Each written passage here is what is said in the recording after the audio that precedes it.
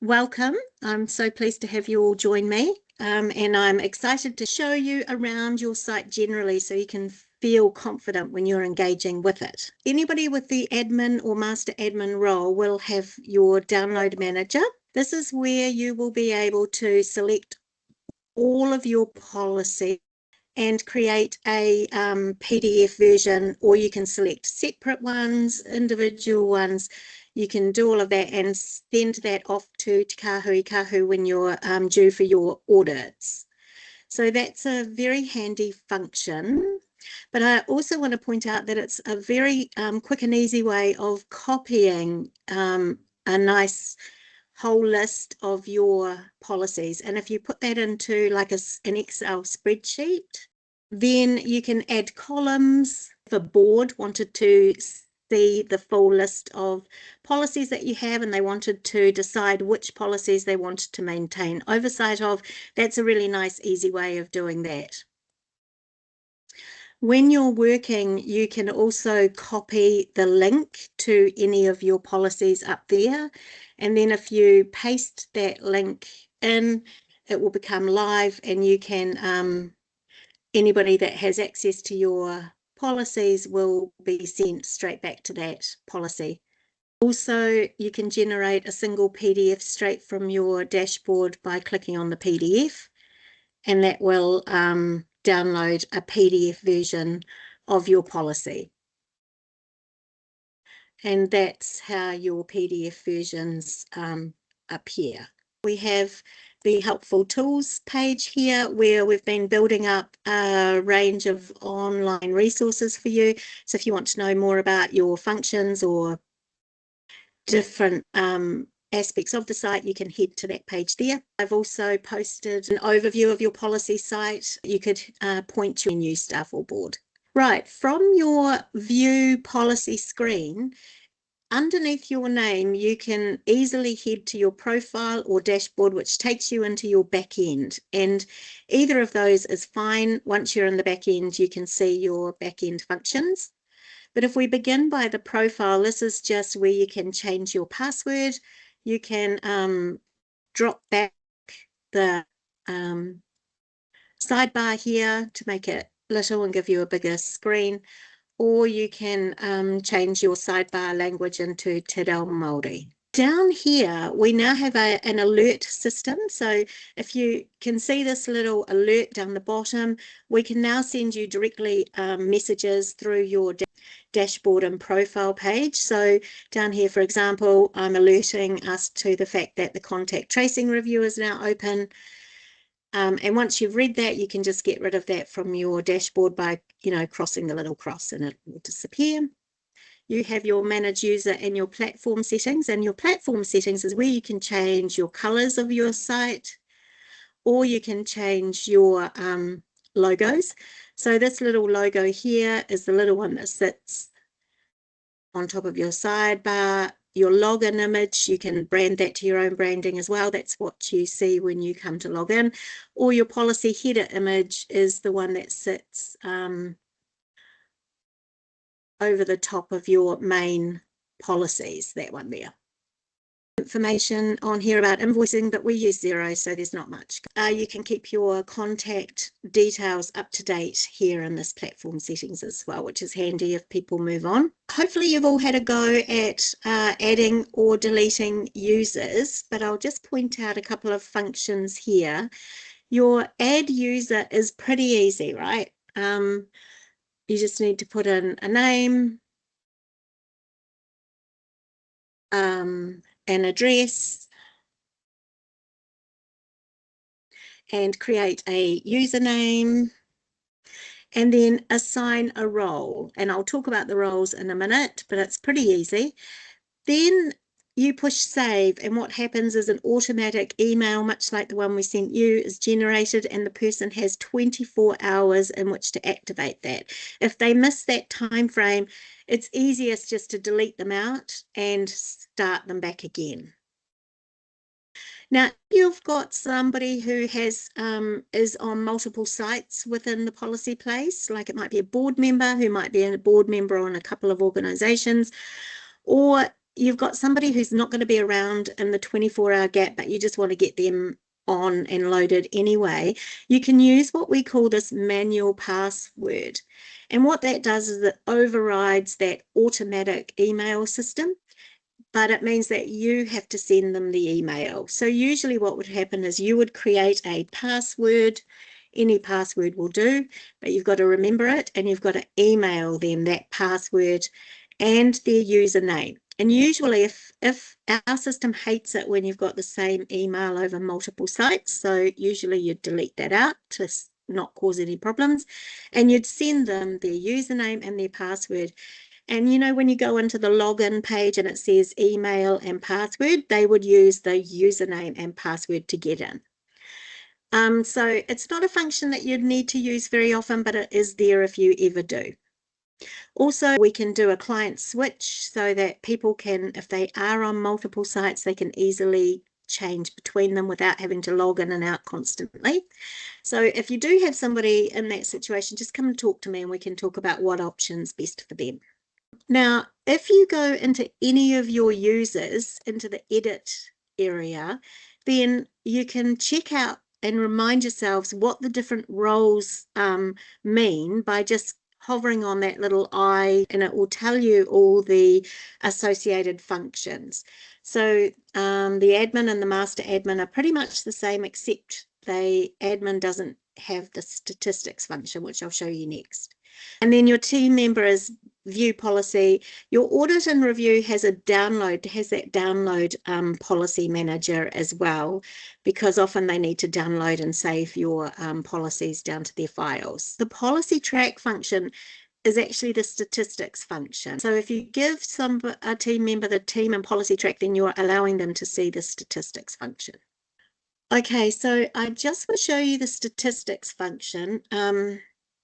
Because this can be really useful when you've got your audits. So for example, with your statistics, you can check into any of your policies and have a look who's been looking at them. And you can also sort through by date. So you could say who has been looking at them over the last couple of months, and you can generate a report by clicking on that little blue report signal next to it, and then you'll get a little PDF version of the report. And in this case, I'm the only one on the site, so it's just telling me how often and when I looked at that policy.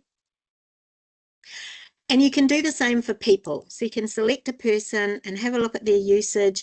You can do it over a set period of time,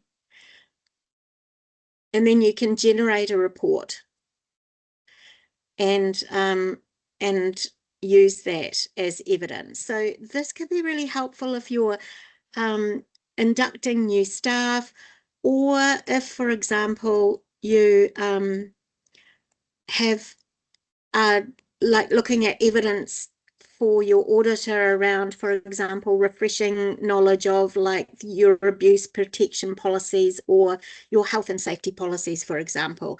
So what you could do is you could direct your staff at a team meeting and have those minutes to go and refresh their knowledge of certain policies. You can then, at the end of that date, you could come back and generate a report over here where you can actually select the users and select a group of policies that you wanted. You could do the time frame. So if you directed them to look at that over the last 2 months, you could come in there and create that report on everybody on those policies and put that to your auditor as evidence that they had, you'd actively refreshed people's knowledge. So just alerting you to that function, because it can be really helpful. And it's a summary of that you can see on your dashboard, which is where we will head next. So on your actual dashboard, the little house symbol up there, that is, this is now where we will be dealing with all of the reviews, the review process. So I want to show you around that. But just before we kick into that, the dashboard just gives you a bit of a summary, your top 5 most policies. It gives you an idea of how many policies you've got, how many users. It's got some replication of the profile functions there. And it has you know, a nice wee graph of the views over time. And here is now where we're going to be having all the review information. So before we kick in, I'll just show you this new report that's been that we've got going here for your reviews, which again is really helpful for audit, but also as a scheduling tool for yourself. I don't even know really whether the dates are important, but let's put them in. When you click this, it generates a full list of your policy suite and their last review date and their next review date. So this is, and it's all grouped by policy category, so it's nice and easy to read. So you'll be able to get in there and see when the next reviews are coming up and when the last dates were. So that's a handy report. Now, I'll just take you through the new review process. So under the new process, anybody with the admin function, master admin, or that notification admin will now receive our emails about policies. And it'll look something like this. It'll say, we're about to begin the review. It'll list the policies and there'll be links, a link to provide feedback to the review. If you click that link, it'll take you to something that looks like this. Each policy that's being reviewed will have an entry like this, where you can put your feedback. It has a view policy link there. So I'm looking at this policy. I want to provide feedback.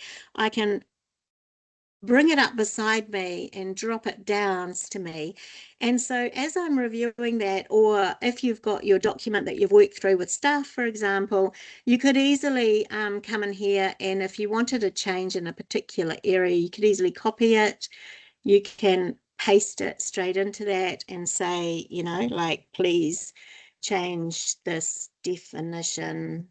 And then you can submit feedback, and that feedback comes directly to us for the review. If you go, oh, I've got some more points to add, it's very easy just to update that at any time, add more, then send.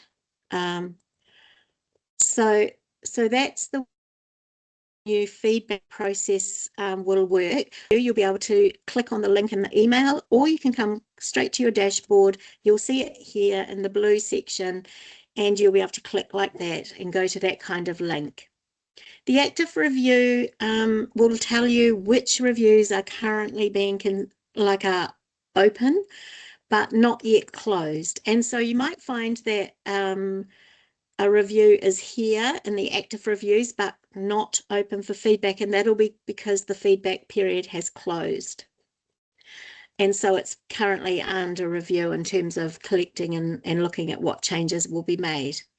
And then once the changes have been made, you'll be able to pop in here anytime and have a look at what the changes have been made. So if we click on this completed review, which is the September review, you'll see each of the policies that have been reviewed laid out here, and they'll tell you how many changes have been made.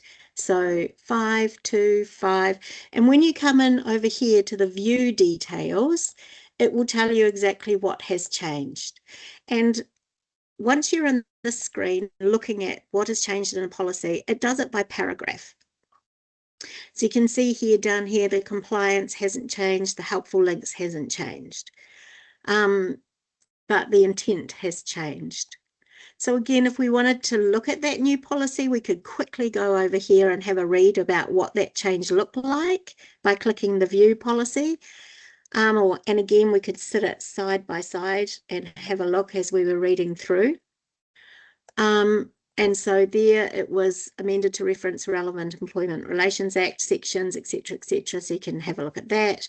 Now, if you wanted to share this information with staff, you could easily copy and paste that into an email or a document, and it holds its formatting quite well, and distribute that around to people. And when you exit out there, you can go back and have a look at the different policies and how they've changed. So that is the new feedback and review and update process. Alrighty. Well, we're here if you need us, and I hope you guys have a lovely end of day, and I'll maybe see you again.